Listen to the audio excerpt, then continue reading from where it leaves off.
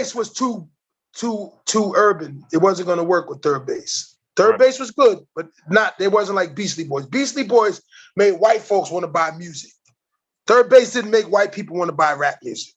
Yeah, it's a big difference. Very big. It's a big difference. Third bass made it be cool for white kids to do the afro and to have the flat top and do the little dance and shit. It was cool, but Beastie Boys actually dressed like white dudes. When Beastie Boys tried to dress like the Menudo, they got booed.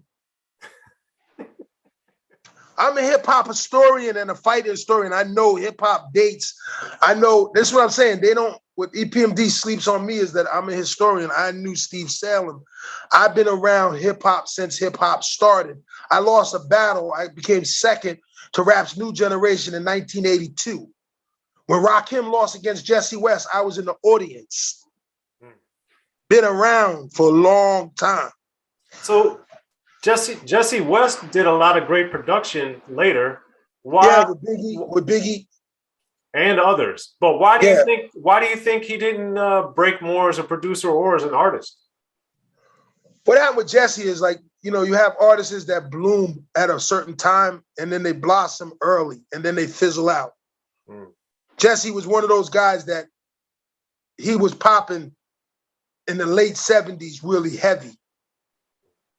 Early 80s, he was at his peak. Then he became a producer at the end of his trimester. It's like, it's just like K Solo. You wouldn't believe I had like 4 names. I was MCKV. Then I was MC Kevy Cab. Then I was K Solo. Now I'm Wolfgang Murphy. I got 4 freaking names like that span through my whole life. You can't, you know what I'm saying? I started rhyming with Bismarck at 8 years old. At a house party. Bismarck was 9 doing the beatbox. At that time, his name was Biz, B-I-Z-Z-Y, Busy B. It wasn't even Marquee. There was no Marquee in it. He started in a group in the Central Islip group in town that I'm from. Well, I was born in Queens, but I was raised in Central Islip since I was 7. He started with a group called Midnight Express, Kevin Drayton. I started with a group called Fun City Crew, John Coleman. And Bismarck was in Midnight Express, and TJ Swan was in my group, Fun City. And with LI, we got to shout out, or CI, excuse me, with CI, we got to shout out JVC Force. Below. Yes, and I did my first Spellbound with JVC Force, and then I got signed with EPMD. But like I said, people don't really understand that Central Islip at that time was so beautiful. Shout out to the Fly Girls, Greta Bradley, and all of those girls that made Central Islip, and Brentwood too, Bad Mike and all of them, and Franklin, the Beards, Carl Beard, Dougie Player. We had a great back and forth with our culture because it was out in Long Island and we had to make it for us. Amazing A, Burgermeister, White Flash. We had to make it for us, and it was beautiful. My childhood was beautiful. Michelle Burroughs, all of the girls used to dance at the parties. Desiree Burroughs, Antoinette Brown. We just had a culture, and it was like Little Egypt growing into itself. And this is before it went on record. Can you imagine? Like, it was before it went on record. It was just tapes. And you go to a party here, NYC Deuce, or just great groups. DJ Ricky Kittles, Plays A, Pleasure. You had a lot of great groups that were honing their ability, giving us, EPMD, myself, the ground to become who we became, Right. Okay. And then with given all this, and given that you have been rhyming so long, by the time you did It's Like That with Redman, how would you say your approach or how you wrote or how you delivered had evolved in a way that when you look back on it, you were like, oh, okay, I did this differently, or you were just doing the same? Like, what was your opinion? I had so many different ways to do my approaches was so different because I freestyle. Everything I did, I could rhyme to this and I could never lose the beat. Every time I rap, my thing was I could play the beat myself and rap because I was just never had the money for equipment, I would imagine. I remember when I met Jay-Z for the first time in Brooklyn, Jay-Z was beating on the table too. And he would rhyme, and he was the only one I knew like myself that could beat on the table, Not saying that there's not, I'm sure there's a whole bunch of us out there that I knew, though, that I came across that could beat on the table and rhyme. Redman was more of a DJ. He wouldn't beat on the table. Redman couldn't freestyle like us, but Redman could write. Okay. If Redman pick up a pen, you got a problem. But freestyle, like I was like the guy, like you could just come off the head, it was just spontaneous for me. Cause on It's Like That, your voice sounded very different. Well, I was smoking cigarettes. I was in a rut. I was in a very bad mental space because I hadn't yet figured out. I had just got out of death row. So can you imagine I was a nervous wreck coming out of death row, and Redman was like, man, let me just put this record out with you. And I remember looking at Redman, I said, man, all I was worried about, you better pay me, because, I was already, Redman was like, what, are you crazy? Come on, man, just get on the record. And I was just like, and we shot that video that day. And it was kind of dangerous because at this time, and this is another thing with me and Murray, I brought Keith Murray in, but they say I didn't really put Keith Murray in. They saying that I was convinced, I was forced by Keith Murray to bring him to Eric Sherman's house. I don't know. But however it's said, right? Keith Murray comes out, he blows, he does his thing, he goes gold. I just don't think they really knew how to take, I don't know. My thing with him was, he was always in circles rhyming with us, and he did well for himself. He does a great show. Keith Murray's a great performer. I saw the battle with Fred Joe. I knew he wasn't prepared for that. That was something different. But I just think that if these guys, and I'm going to always say this, had the knowledge that they claim to have and look like they had, it would have never happened. I thought he would have been in a lot better situation. I think that, but in black culture, see, it's like, again, one guy thought it was going to be over, or let me just get mine now. Right. That's what it looks like to me. It's like when you look at it now and you see it, you be like, well, damn, what happened? You would think that you have more ground to cover, but you don't. You couldn't have put more guys on. The knuckleheads came on, and the knuckleheads were cool, but they wasn't rappers like my man Champ. Champ was rhyming. Champ was a rapper. Like Champ was like a Raekwon, could rap. Oh wow! But because his life wasn't in order, they didn't adapt to him. Right. And that's weird in black culture, though. Because who shit's in order in black culture for you to actually fuck with him? Me and Redman I had a job. Redman ain't had no job when he came. What were you doing when you came with DPMD? When I came in, I was working at VHM. I was a video duplicator, duplicating videos. I had a job, always had a job. But Redman came right off the train. Redman ain't had no job. But another thing I notice about people in our circle too, they always cherish the ones that weren't from where we were from anyway. They like them more. Not saying that Reggie didn't. Reggie was definitely dope. But my man Black Floyd, Champ, was nice too. He just, for some reason, they just didn't gravitate to him because he didn't have a job. He was from Chicago. And he just didn't have a job. But I'm telling you right now, if I ever got into some street shit, I'd rather be in the room with Black Floyd because I'm going to get out.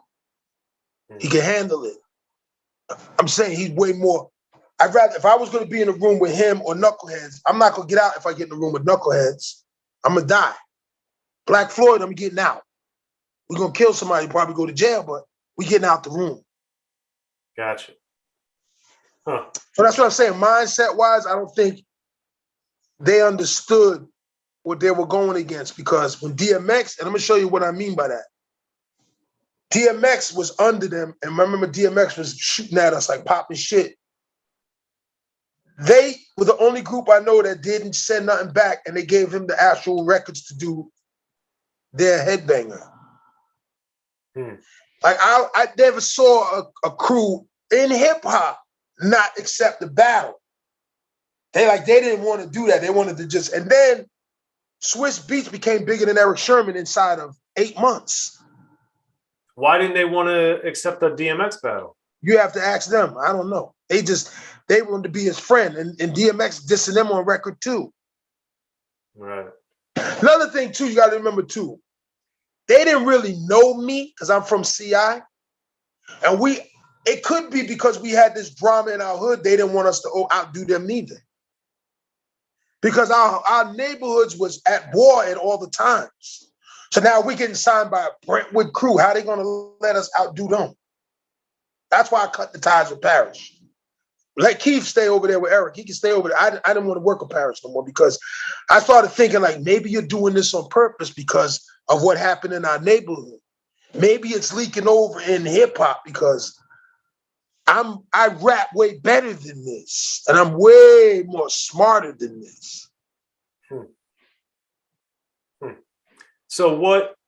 I know you got a lot of other stuff going on. What do you want to tell people that you're doing now? Oh, so me and Scratch are working on this album. I'm gonna put it on Reggie's Muddy Waters situation. Still my record label, Waste Management, clean up the trash. But we put it through Reggie's because Reggie got more of the bass. But here's the thing too. My son, he's coming out. Vaughn Wolf's coming out. All my kids, Vaughn, Adrian, my two sons are coming out. My godson, Chris LaShawn's coming out on Road Warrior. That's a separate scenario. I got a dog food dropping. Me and Redman got a dog food coming out called Time for Some Action. Check that out. You can check us on www.roadwarriorrecords.net. That's the young kids. If you want to buy some dog food that any kind, we got deliciousdoggy.com. Check that out. But Bully Junkies is dropping at the end of the month. We're just busy, man. Madison Monroe's in the studio right now. She's dropping. If anybody sees Panama Red, please tell her to call me. She's supposed to be dropping soon. I haven't heard from her in months. Man, and just, we're just doing our thing, man. We're doing a couple of deals with Val Soto out of Texas. We're doing some things, man. We're cool. Sam Shepard, the scientist. Check him out on www.velasca.net. It'll help your body stay in shape. It'll keep you alive. If you have cancer or arthritis, it'll definitely fix all of that. What else? We got another litter coming real soon from Road Warrior Kennels. Yeah, we're just staying busy, keeping our feet to the ground and keeping our circle small, man, because in our culture, man, you don't know you don't know if you're dealing with crazy people. You don't know who to trust. It's just too much stuff to cover, man. It's just too much stuff to cover. Not saying that because the music was all what it was, man. When the real soul, please stand up. Shout out to Eminem, you know what I'm saying? Like, we had records, man, like to be in not saying we're in a bad situation because we're not, it's just, I don't know. I'm a better chess player than that. Well, when you said the real soul, please stand up, why did you use the knick-knack paddywhack, some of the lyrics again? In those days, you had to make people remember who you were. That was an old process of, this is the guy. In other words, that was a tagline. Because rap was still young then. So, you didn't want to, you used the same lyrics so they knew it was the same guy. And, that's the guy. You didn't have a great marketing scheme where people like, like you do now. You got Rob Stone and guys that can make those taglines, more obvious to the artists. At that time, we were doing it ourselves manually. Okay. Yeah, I just wanted to say that because when I see all of this stuff, man, and I know that people get it all twisted. I see how people move every day. I just want people to understand, you're not going to get over on nothing on me. I'm real sharp. I see everything you pull, and I'm ahead of it. You know what I'm saying? I'm ahead of the curve. All I'm saying is, you want to fix scenario, work hard, fix the scenario. Don't put yourself in a situation where it's checkmate early. Because it'll be checkmate early with me. I'm ahead of it. I don't play no games out here. Straight up. I don't play no games. You come faking jacks over here, I'm going to shut it down. I let one go. DMX, that was my man. I let him rock. Because you know what? I'm going to let him rock. We was in jail together. God bless him. Nothing else is flying, though. Next time it's going down. Well, there I'm it just is, keeping K it real. Solo. I'm just keeping it real. And listen out for my album that we helped to pay. It's a double album, and it's the best work I've ever done to date. Make sure you get it. If you're a K Solo fan, you want to buy this album. It is off the meat rack. I got Tech Nine on there. I got Twister on there. I got Reggie and Meth on there. I got Sam Snead on there. I got Benny Sinatra on there. I got Madison Monroe on there. Panama Reds on there. Black Floyd. I'll say, check us out. We are the Spartan Academy. Well, I look forward to hearing that, man. That's gonna be. Hey, thank you so much, man, for having me. Yes, yes. K Solo, thanks for coming through, man. Really appreciate you coming through to Unique Access. It's been an honor. About Unique Access. Peace.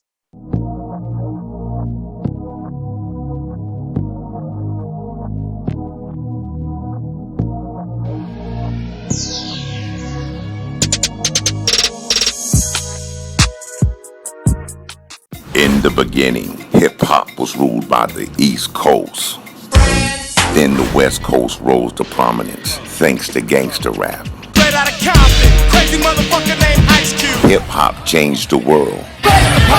Gangster rap changed the narrative. I'm representing for the gangsters all across the world. And then changed the world again. Cause I'll come and take your life away. The history of gangster rap features unheard stories, unseen photos and documents, all with exclusive interviews from the founders and players who shaped gangster rap. I think a real gangster rapper has to scare you a little bit. The history of gangster rap written by veteran rap journalist Soren Baker. In stores now. Yo, what up? This is DJ Quick. Be sure to pick up my homeboy Soren Baker's book, The History of Gangster Rap, if you really want to know what we do.